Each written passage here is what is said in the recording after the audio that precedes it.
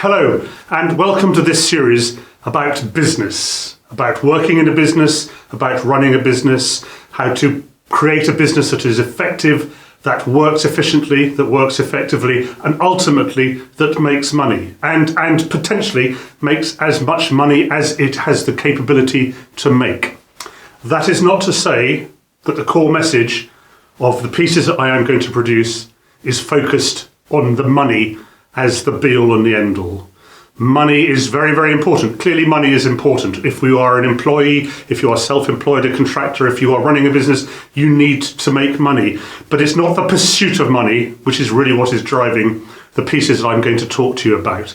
It is how, given the resources that you have, and principally when I talk about resources, I'm talking about the human resource. Some of us may recall and say, the human resource? Surely we're talking about people. Yes, we are talking about people, and that is the crux of it. But it is not inappropriate to understand that the people are a resource. And that word has a richness and a complexity and a sophistication to it, which is something that I want to take advantage of in all of the bits that I'm going to talk to you about. Because people are people, and what unites all of us is that we are all people. So that idea of a shared identity, a shared background, a shared vision of the future, in the sense that we have a life to lead, and in living that life we would wish it, presumably, to be as productive, as effective, as successful as it possibly can be, and such that we can create a future for our children and our children's children. And so there are a few philosophies. Ideally, there would be 3 philosophies. Unfortunately, I've got 5 philosophies, but they're not complicated to understand and they're quite brief. And I just want to explain what those are because they underpin all of the other pieces that are to come, and I will continue to refer back to them. The first philosophy is that I am not going to tell you anything new. Over the 40 years that I've been in business, both in the military and in the civilian world, I have learned, perhaps the hard way, that actually the core fundamentals around business are very, very simple. And not only are they simple, but everything is already out there. There are so many books on leadership, on running a business, on sales, on marketing. We don't need another book on leadership, on sales, on marketing. What we do need to do is understand the fundamentals of what all of these books are telling us. And if you read them, fundamentally, they all say almost exactly the same thing. And please, I'm not wishing to downplay or denigrate these books at all. What I've understood, though, is that we tend to go, here's a book over here, we'll read that, oh, there's another book over there, let's move on to this book. We spend a lot of our time moving from one philosophy or one book or one process to another, and actually all we need to really understand is what are the fundamentals and embed them in our business. And if we understand that the people are the core to our business, and we can embed them in our business and take advantage of those people, and I say take advantage in a benign and positive way, not a manipulative way, then we have the opportunity of doing the very best for our people, which means that they will do the very best for us. So I am not going to tell you anything new. What I'm hoping to do is expose to you what is already out there, bring it all together and make it accessible in the sense that it's something that everybody can relate to, and so everybody can take advantage of it. I've already mentioned keeping it simple, and an underlying principle is the KISS principle. You may well have heard of KISS, keep it simple, stupid. It was used 40, 50 years ago by the American Navy as a sort of an abiding principle, and it's been used ever since. However, we ignore it, we forget it at our peril, and very often we overcomplicate what business is all about. We seem to think that business is this other world, and it's led by brilliant and amazing people, and we can only aspire to be like them. The reality is that, bearing in mind the vast majority of us go to work, we are all part of that business, and we need to be understood so that we can give of our very best, because when we can give of our very best, we will enjoy that experience. And if we enjoy that experience, then we are going to be able to do the very best for your company, and ultimately that will allow you to maximize your profitability. And similarly, if I am just self-employed, working for myself or a worker, the better that I can engage myself emotionally and mentally in the business, the better I'm going to be able to work. And the better I'm going to be able to work, the more fulfilling that experience will be. And because it is fulfilling, I will give of my best and I will maximize my return. In other words, I will increase the potential earnings I can get from that particular role. And that is part of the underlying philosophy. There's also a sense that because we are dealing with people and because these people are typically working in teams, it is important that we take advantage of the full spectrum of that human resource, but also that we progress together, we don't leave anybody behind.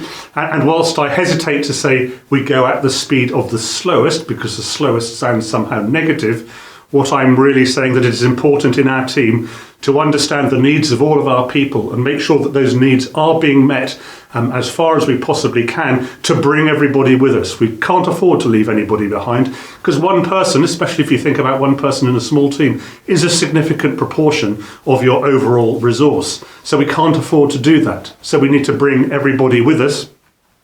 And that very much is focused on those who are the least experienced or who are the newest in the business, excuse me, and have the most to learn. So it's important that we understand that we have to move together at the same pace as a team. However, what I don't want this to be, and it absolutely is not, is this is not an excuse for mediocrity. So I am not saying that we have people in our business who are fundamentally unsuited to our business and we should expend our energy on bringing them with us. That is, clearly it makes no sense at all. It sounds a little bit dispassionate, and it's not supposed to. But fundamentally, if you've got people in your business who cannot operate effectively in your business, then you need to exit them from your business. But you need to exit them from your business for two reasons. One, because there is an impact to your business. But secondly, and more importantly, from my point of view, the individual in question is not going to be enjoying that experience. They're not going to be particularly happy. And therefore, they aren't going to be able to give of their best. And you know, if in my ideal world, but nevertheless, I hope you're prepared to accept that everybody has a talent, everybody has an ability, everybody can do something, and actually helping everybody to understand what that something is and making sure that they can then go and do it is actually doing that person a favour.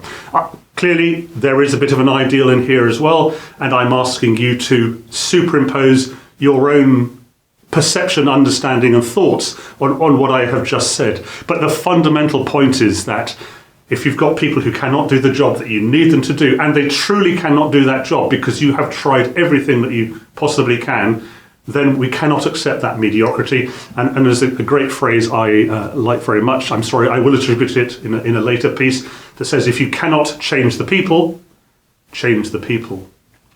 So the point there, and forgive me if I sound at all teaching you how to suck eggs, but we can do everything that we can to try and change the people, to create that working environment within which they can thrive. But if ultimately they are not able to change, then we need to change them out and bring in new people. So please don't sense that this is anything to do with dispassion, with riding roughshod over the individual. It's not. It is absolutely based on doing everything you possibly can for each and every individual in your business, up until that point where you realise that actually that individual is not going to be able to fit into the model that you collectively have created. And therefore the person has to leave the business and you need to bring in other talent and other people with other capabilities. So those are really the philosophies. There's nothing new. I'm going to keep it as simple as I possibly can. We're going to go at the speed of the members of the team who need the most support to enable them to unleash the talent that sits within them, and which hopefully, and if you recruit the right people, they are desperate to release. They want to show you what they can do. So when I say the speed of the slowest, I'm talking about the youngest, the newest into your business, the people who need the training and that time invested in them. It applies to everybody: workers, employees, self-employed, contractors, the managing director of BP or Shell. This all applies to everybody. And this is what I mean about the fundamentals. The fundamentals apply to everybody. Clearly there are levels of sophistication that we can superimpose on everything we're talking about, but 80% of the fundamentals, 80% of what I'm talking about applies to everybody.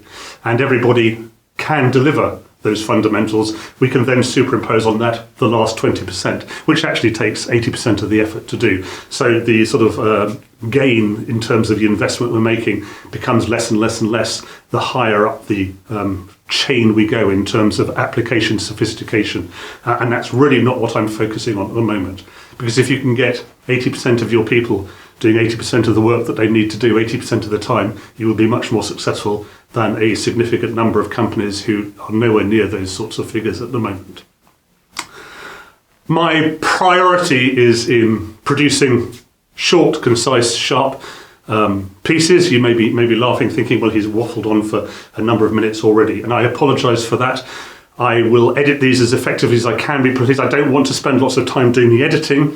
I'm more interested in getting the message out there and helping and supporting anybody who's interested in unleashing their true potential, helping those people do so and understand how to do so and understand where they fit into a business and how a business can take advantage of what they've got to offer.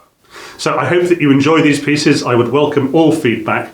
And as I manage to grow these pieces and gain a foothold and some presence online, I will enjoy and welcome the discussion and indeed the challenge.